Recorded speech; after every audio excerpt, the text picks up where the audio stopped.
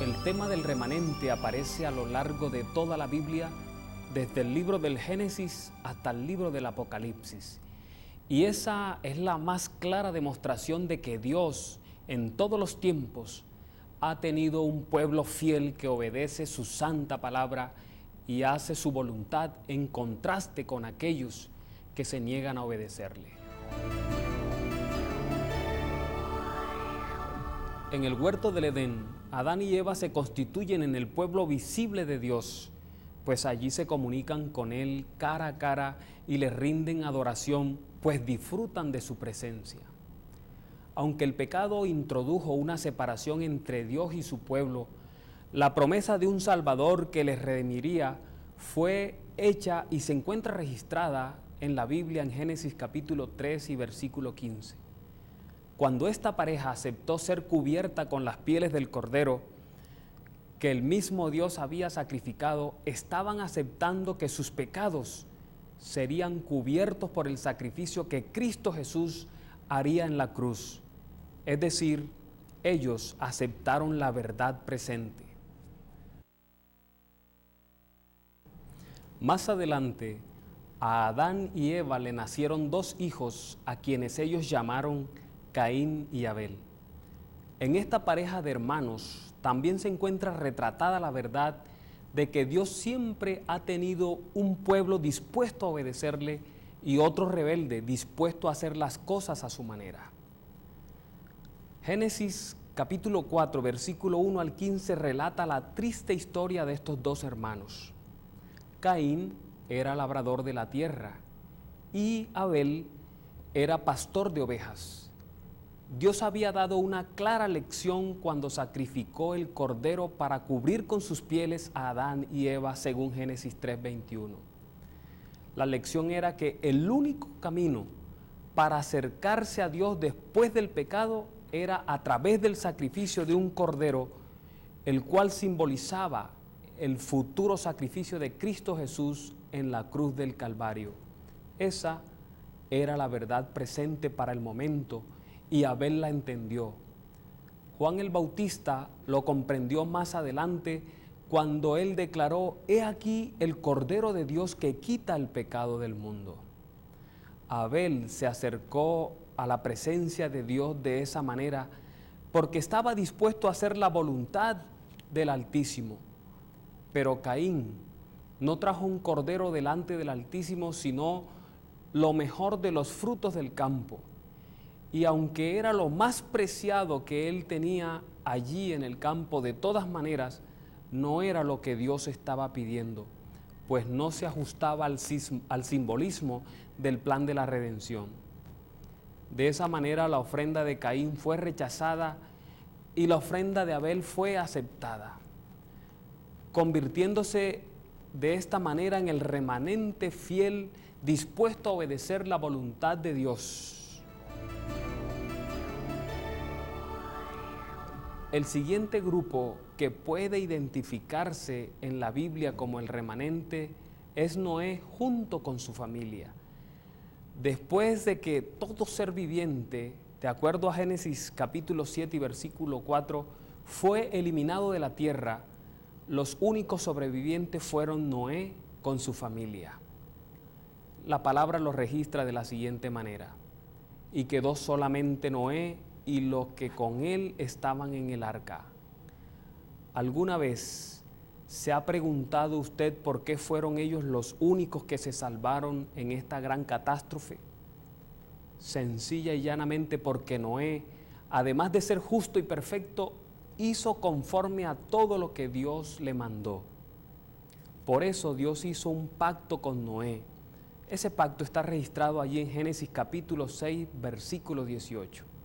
Este pacto es válido solo cuando las dos partes que lo hacen están dispuestos a obedecer los parámetros acordados en el mismo. A pesar de que el resto de la humanidad había corrompido su camino sobre la faz de la tierra, Noé, que caminó con Dios e hizo todo lo que Él le había mandado, consintió en cumplir su parte del contrato, que consistía en construir el arca y entrar en ella. Asómbrese, que de la innumerable multitud que poblaba el mundo en esa época, solamente 8 personas entraron al arca después de 120 años de predicación. Noé y su familia fueron los únicos que creyeron en la verdad presente de esa época. Verdad que en esa época consistía en el mensaje de que el mundo iba a ser destruido por un diluvio. Este mensaje específico y el hecho de que aceptaran su validez ayudó a identificarlos como el remanente que Dios tenía para esa época. Cabe anotar que al remanente se puede entrar a formar parte por elección personal. Es necesario aclarar que se puede hacer parte de este remanente cuando usted lo elige por su propia decisión, nunca porque lo recibe por herencia, por tradición o por matrimonio. Y eso lo podemos comprender con la historia de Noé y su familia. Noé era justo, pero él no podía traspasarle la justicia a sus hijos. Tampoco lo podía hacer con su esposa o con sus nueras. Lo que hizo que su esposa, sus nueras y sus hijos llegasen a formar parte del remanente fue su elección personal de creer en el mensaje de la verdad presente y elegir de una manera voluntaria entrar en el arca. La elección fue individual. Nadie fue forzado a entrar. Lamentablemente, después del diluvio, la mayoría de los descendientes de Noé se rebelaron contra la voluntad de Dios y comenzaron a construir la Torre de Babel. Aunque Dios había prometido, no destruiré más a todo ser viviente con aguas del diluvio, y había pintado un arco iris en el cielo como símbolo de esa promesa, ellos porfiaron en construir la torre para su propia seguridad en caso de que otro diluvio viniese. Sencillamente no creyeron en la promesa de Dios ni en su arco iris. Entre ellos y el Señor, por lo tanto, no existía más una relación contractual como había sido en el caso de las 8 personas de la familia de Noé.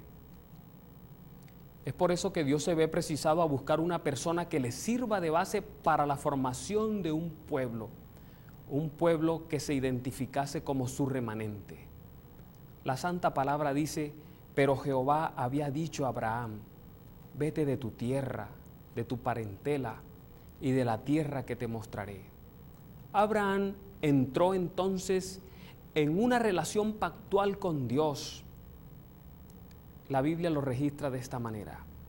Era Abraham de 99 años cuando le pareció Jehová y le dijo: yo soy el Dios de tus padres, el Dios todopoderoso.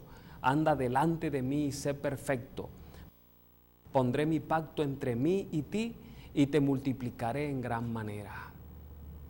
Abraham tenía también toda la verdad presente para su tiempo, a saber que el Señor Jehová era el Creador y que solo a Él se le debía adorar. Al seguir al Dios verdadero en un mundo que adoraba estatuas de madera y de piedra, Abraham gozaba indiscutiblemente de la mayor luz que brillaba sobre su generación. Él estableció un nuevo linaje, un remanente familiar, un grupo único que preservaría el culto a Jehová. Pero la fe de Abraham y su relación con Dios no sería traspasada automáticamente a los descendientes suyos. Cada uno de ellos tendría que decidir personalmente pertenecer al remanente divino. Sabemos que Abraham tuvo 2 hijos. Fueron ellos Isaac e Ismael. Los descendientes de Ismael no adoraron a Dios, pero los descendientes de Isaac se convirtieron en una nación poderosa que preservó la verdadera fe en medio de los pueblos paganos e idólatras de la época. Isaac eligió obedecer y por eso Dios declaró de él lo siguiente: mas yo estableceré mi pacto con Isaac, el que Sara dará a luz por este tiempo el año que viene. Más tarde Isaac tuvo también 2 hijos mellizos llamados Jacob y Esaú. Sabemos que Esaú fue padre de una nación pagana mientras que Isaac engendró al remanente. ¿Qué fue lo que hizo la diferencia? Sencillamente, Esaú nació primero y a él pertenecían las promesas que su padre Isaac heredó de Abraham. Pero él por una sola comida vendió ese privilegio. De esa manera decidió no seguir al Señor, despreciando todas las bendiciones que se le ofrecían. Jacob, en cambio, anhelaba esas promesas y bendiciones de parte de Dios y decidió conseguirlas, y aunque las obtuvo por fraude, sus acciones mostraron cuánto respetaba las bendiciones de Dios. Jacob se arrepintió y dio testimonio de querer seguir al Señor a pesar de las consecuencias negativas que resultaron de su engaño. De esa manera él recibió el perdón de Dios después de una larga y oscura noche de luchas. Todos los cristianos recuerdan su frase en medio de esa noche angustiosa: no te dejaré si no me bendices. Por eso fue él quien heredó las promesas divinas y se convirtió en el remanente con su descendencia. En la Biblia, el tema del remanente aparece más tarde conectado con José. Mire lo que dice la Biblia de él y sus hermanos. Dios me envió delante de vosotros para preservar un remanente sobre la tierra y para mantener vivos por causa vuestra a muchos sobrevivientes. La Biblia se refiere a los hermanos de José como un remanente porque ellos maduraron, crecieron en carácter y mostraron verdadero arrepentimiento de todos sus errores.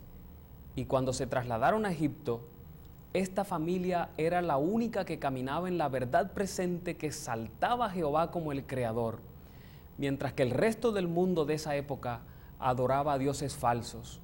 Los hermanos de José llegaron a formar la iglesia o pueblo más grande que Dios haya tenido sobre la tierra en el pasado.